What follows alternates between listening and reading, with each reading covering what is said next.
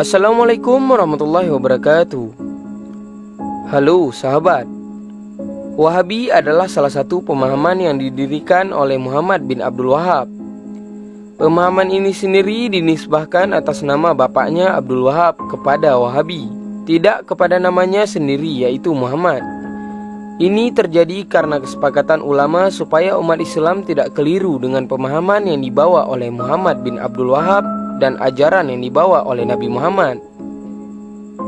Muhammad bin Abdul Wahab adalah orang yang lemah ingatan dan gagap. Ayah dan kakaknya sendiri menganggap beliau tidak waras.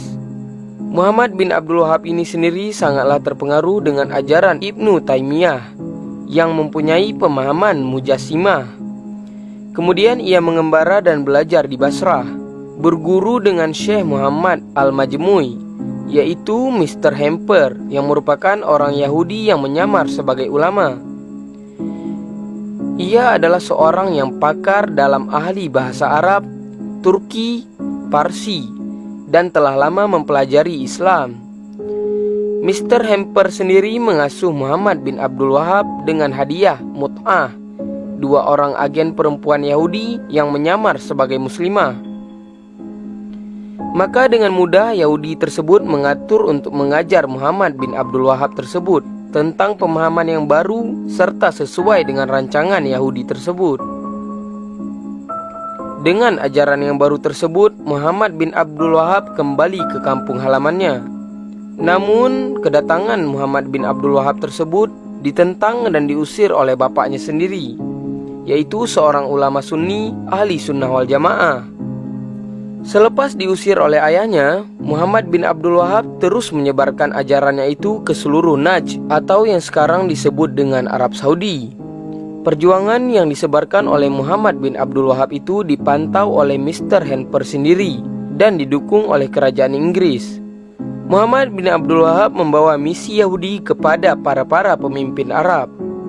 Pada tahun 1747 Masehi, Muhammad bin Abdul Wahab bertemu dengan Muhammad bin Sa'ud. Dia adalah keturunan Yahudi asli. Maka bergabunglah Muhammad bin Abdul Wahab dengan Muhammad bin Sa'ud untuk mengembangkan ajaran Wahabi tersebut.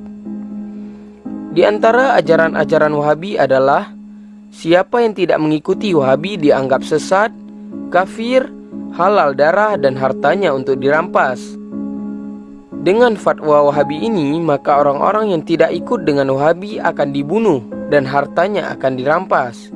Kaum Wahabi sendiri melancarkan perang di dalam dan di luar wilayah Arab Saudi, seperti Yaman, Hijaz, daerah sekitar Syria dan Irak.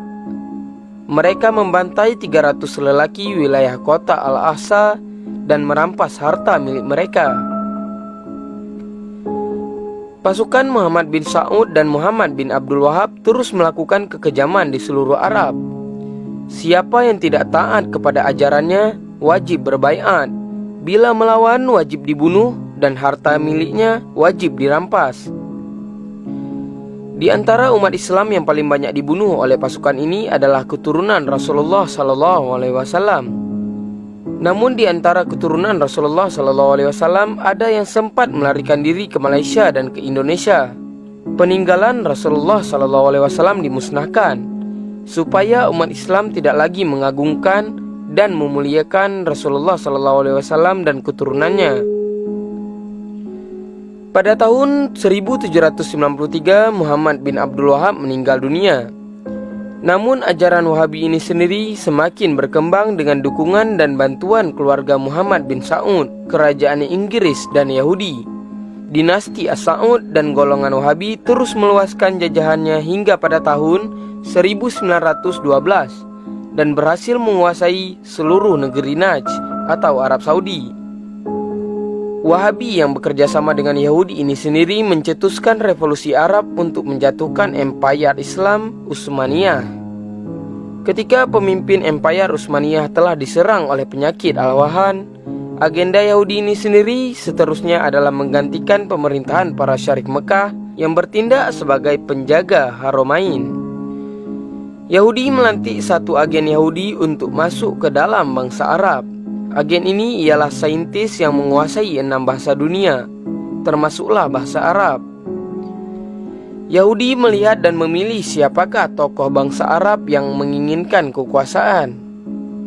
Kemudian ditemukannya tokoh Syarif Husain, wakil Empayar Utsmaniyah di Haramain.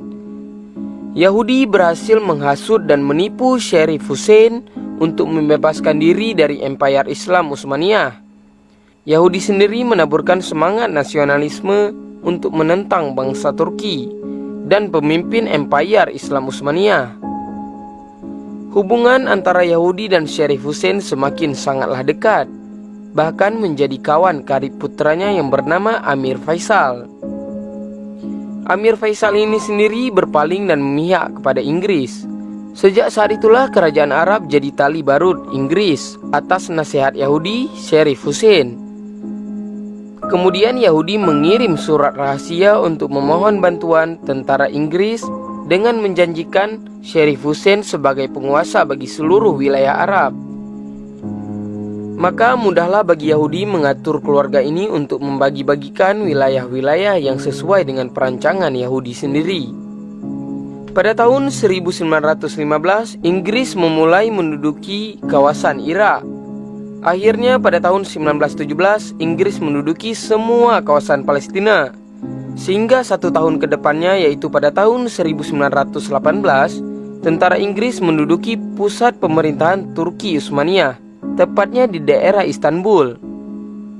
Perjanjian Faisal dan Wisman ditandatangani pada 3 Januari tahun 1919 pada persidangan di daerah Paris. Wisman sendiri adalah presiden pertumbuhan Zionis di dunia. Selepas perjanjian itu, Wisman menjadi presiden pertama di negara Israel. Kemudian Irak diserahkan kepada Amir Faisal, sedangkan Yerusalem atau Palestina diserahkan kepada Kristen. Baitul Maqdis sendiri diserahkan kepada Yahudi pada tahun 1922. Setelah selesai Perang Dunia Pertama, persidangan diadakan. Kemudian hasil persidangan yang pertama adalah sistem kekhalifahan Islam dihilangkan. Yang kedua adalah kekhalifahan dibuang ke luar negara. Yang ketiga adalah harta khalifah dirampas. Serta yang keempat, kerajaan Turki baru didirikan atas dasar sekular di bawah pimpinan Mustafa Kemal. Negara-negara jajahan Turki Utsmaniyah kemudian diambil alih sebagai jajahan Inggris, Prancis, dan Italia.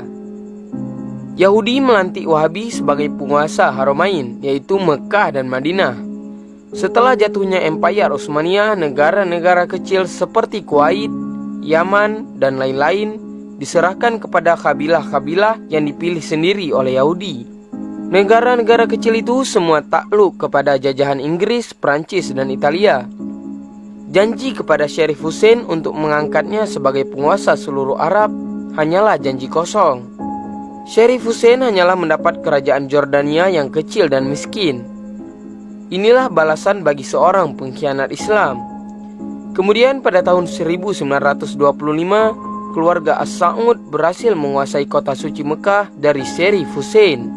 Pada tanggal 10 Januari 1926, Abdul Aziz As-Sa'ud dinobatkan sebagai Raja Hijaz di Masjidil Haram, tepatnya di daerah Mekah. Pada tahun 1932, setelah menguasai sebagian besar semenanjung Arab, Ibnu Saud mengganti nama tanah gabungan Hijaz dan Najd menjadi Arab Saudi. Abdul Aziz Ibnu Saud kemudian menobatkan dirinya sebagai Raja Arab Saudi dengan dukungan pihak kerajaan Inggris. Pemahaman Wahabi menjadi agama resmi di Arab Saudi dan dikembangkan ke seluruh dunia. Semoga bermanfaat dan marilah kita membentengi diri kita dengan memperbanyak iman dan takwa. Wallahu a'lam bishawab. Semoga kita sendiri mendapat hikmah. Lebih dan kurang saya mohon maaf. Wabillahi taufiq wal hidayah. Assalamualaikum warahmatullahi wabarakatuh.